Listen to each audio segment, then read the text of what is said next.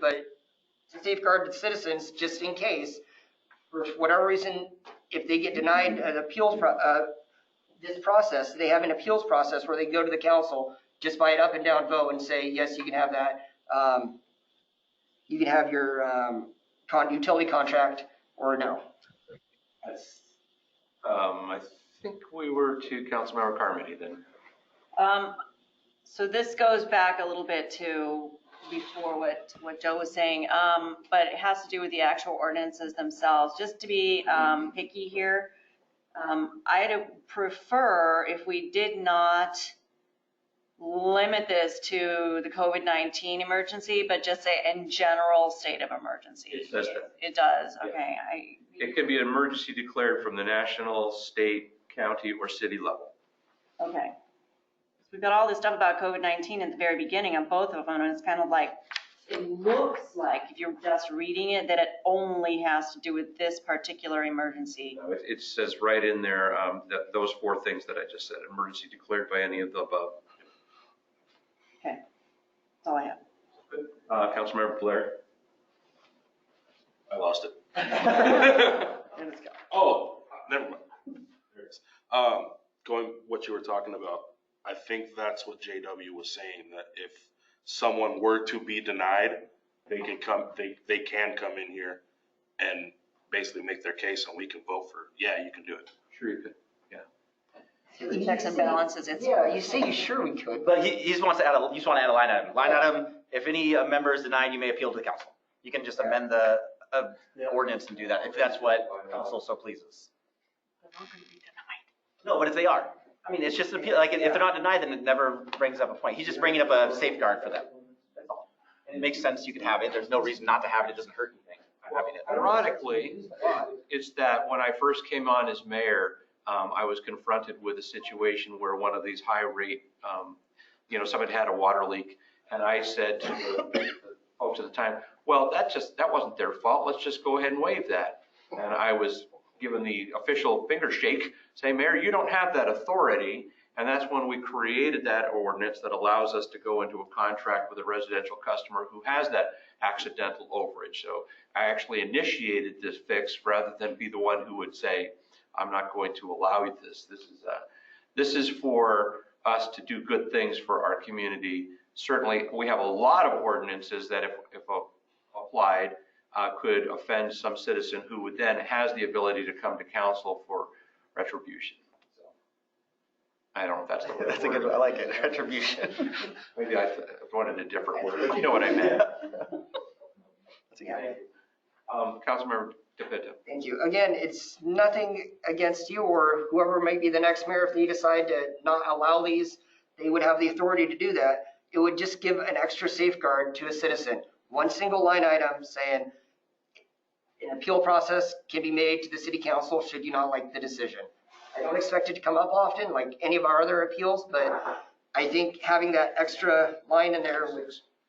So under the contract language, if you look at it under C, all utility contracts shall, if we put a 6 on there, it says any decision by the administration of the city of Yelm can be appealed to the city council for insert correct word here.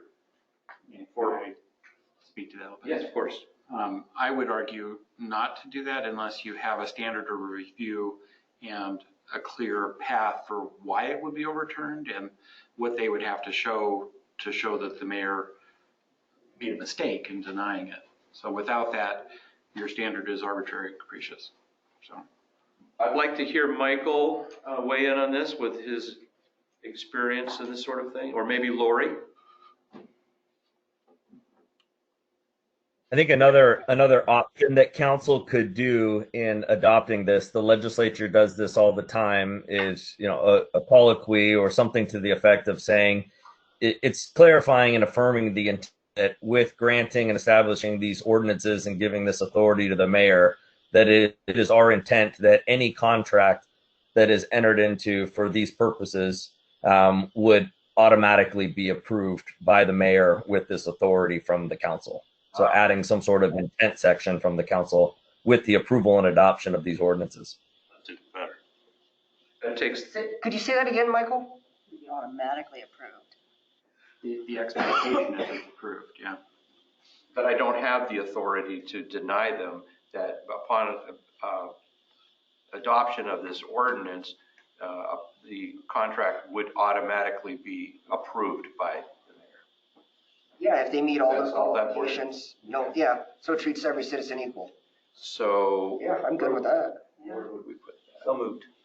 If you give me just a minute, I can prepare some language. Grant's going to throw some language together. So while he's doing that, and we'd add that in C6. Any other comments or questions, concerns about either of these ordinances? We have to pass them individually, or you can pass them as one. We should pass them individually. They're individual ordinances to be signed, so. Say ordinary. I did. Since I'm doing word salad tonight, I thought I'd come up with another new one. So I move to approve, is the water one the first one? Well, we're still waiting for a little language. Well, I got that. 1060 didn't have any language. It's 1060. I move to approve 1061 as amended by subsection 6 that we're going to add currently about the mayor approval. Second. Any other discussion? All in favor? Aye. Okay. Same move for 1062. Nope, 1060. 1060, I got mixed up. 1060 with the same amendment of the mayor's approval. Second. Any other discussion? All in favor? Aye. All right.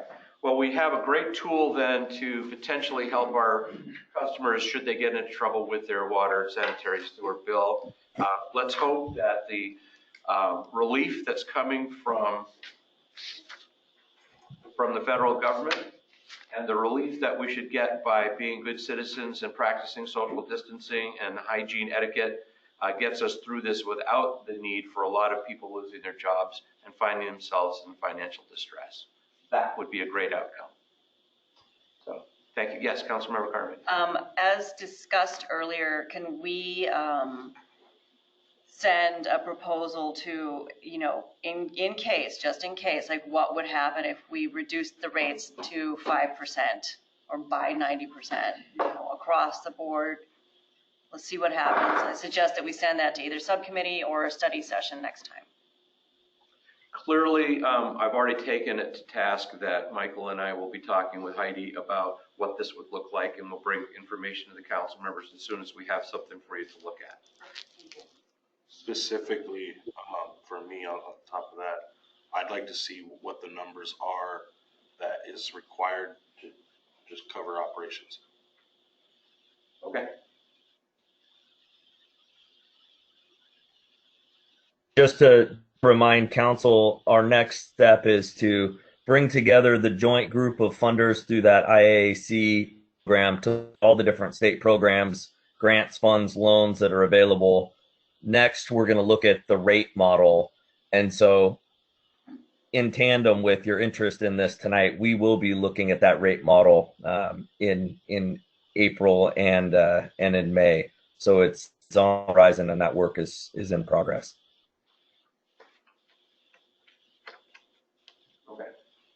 Good enough? All right, we have finished the new business scheduled. There is no old business. Michael, you said you didn't have any, but do you want to kick in some updates?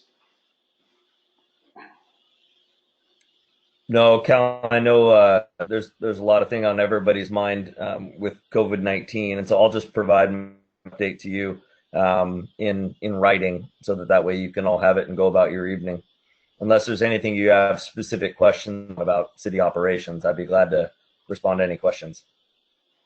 There is one from Councilmember DePinto. Thank you, Mayor. I'm just curious, I haven't heard anything about and maybe I missed it in an email, excuse me if I did, but is the council retreat still on, or is that canceled? No, we sent that in an email a while ago. The council retreat is canceled, and because it would be considered a public meeting, we also posted it on Facebook and I think on the website as well. Great, thank you. It's more than anything, just to clarify, it's more postponed than it is canceled. Sounds good. Facilities are running closed. Okay, So he has no other update. We'll start over here in the corner. Councilmember Wood? I have not attended any meetings, so I have nothing to tell you. It's been canceled. Thank you. Councilmember Stillwell? I had emergency management council meeting last week. It was really interesting. Chief Stansel shared a briefing that he had received from higher ups. And so it was about 20 pages of information. He didn't give it all to us, but it was really interesting to kind of see how that process goes from federal, state, county, all the way to our local level, and see how that worked. So in the emergency operations center with the county, and anyhow, it was really interesting. That was really all I did. Other than that, pretty quiet. Councilmember Blair? No meetings, and we already talked about moving on with what I wanted to push to the next study session, so we got nothing else. Okay. Councilmember Carmody? Intercity Transit has suspended all Nightline, One, the Dash, Olympia Express, and they're cutting down several other lines right now. All boardings are through the rear entries only, so that people don't pass by the driver every time. They are encouraging people to only ride the bus for essential trips. No visiting your mother-in-law, nothing like that. Just We do that. She's gonna be upset. just essentials. So Has that affected the 94 line at all? the 94 is going fine. The 94 is going fine. They are considering cutting, early morning and late night runs, just whittling it down because fewer and fewer people are riding the bus. It would, saves on gas and driver wear and tear, because the driver wear and tear is really what it's all about right now. And are the, I can't think of the name of it, but the special you call for a ride, Dial-a-lift. Dial-a-lift, thank you, is that still in effect out here? It is. They may have some reduced availability. Okay, Councilmember Cole? Just one thing I've noticed, make sure you're getting your information about everything that's going on from official websites, not from Uncle, Tom working in the woods or whatever, who's sharing something with you about something. Just make sure you get it from official websites. There's a lot of stuff being spread on Facebook in the main areas that is very untrue. And you can always email the council or the mayor if you have any questions about what the city's doing. That's important. If you have a question about the city, ask the people in the city, not, whoever up in the jungle. Please do. And we have actually been getting some compliments from around the region for how lively our updates have been and how responsive we are. So if there's information to be shared, the city is sharing it very promptly. And we want people to know if they go to the City of Yelm website or the City of Yelm Facebook page, they're getting accurate, up-to-date information. And we're providing more and more as it comes in. So thank you for that. Councilmember DePino. Thank you, Mayor. Got a call from the Olympia Master Builders, and they had concerns about what's going on, obviously, with COVID-19, how it's shutting down the economy, including construction. And they wanted to know if Yelm is considering construction jobs as essential. That was our one question. I don't know if you can answer that or know off the top of your head. So it's not really a question that I can give you a great answer at a council meeting on, but we've been in communication with Olympia Master Builders and others and discussions with Grant and Michael on what we can and can't do to support the industry.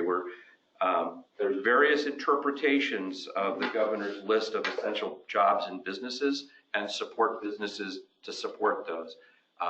We want to support those that are on that list, but we also don't want to put our people in jeopardy in support of something that's not on that list. So we're still in the process of interpreting those rules. Okay. I would suggest that we do accept them as essential, as Lacey, Olympia, and Thurston County has already done. They had a lot of other concerns. If we choose to go down that route where we don't consider it, they'll have follow-up questions and all that. But I did direct him to go ahead and chat with you about that. One other thing that they wanted to know about was, is permitting still going on? Yes. Is there an e-commerce type of, or e-permitting that the city has? Most of the stuff that they do is already done virtually. They can actually request for a face-to-face meeting, and our staff can accommodate that on a as necessary. If it is a vital health and safety kind of issue, then we would go forward. But otherwise, because of the shutdown, it's limited on what we can do. But they can certainly get started on their permits through the online process. Or at least submit them? Yes. Great. Okay. And then lastly, I had a call with the Division Director for Disease and Control and Prevention at Thurston County Department of Health, who kind of gave an update about what's happening here in Yelm. And she wanted to let me know that there's nothing going on right now as far as confirmed cases, but Yelm Family Medicine has already sent them a new package of testing that they're getting done in commercial labs. I haven't talked to her since yesterday, so I don't know if that's been updated today, if they have those results, but she believes that there will be confirmed positive cases coming soon. So just a heads up, be safe, be protected out there. And I don't mean to be disrespectful in my response to this, but that's an example of what we don't want to spread out.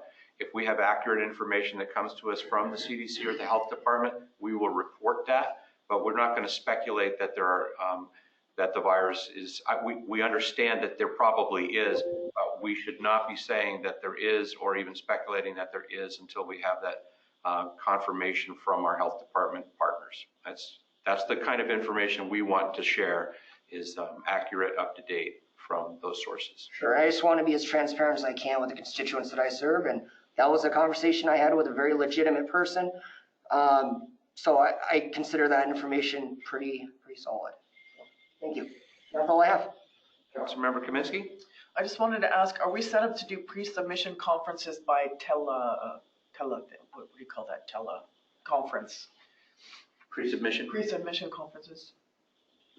We're down to essential personnel. Nobody in community development is an essential personnel. So that would require them to come in and be part of a meeting. They can process permits and stuff online, but not a pre-submission hearing now. Unless we revisit the emergency. Unless it comes up, like if somebody needed to build a hospital right now, we would consider our people essential personnel that would come in and work with that team.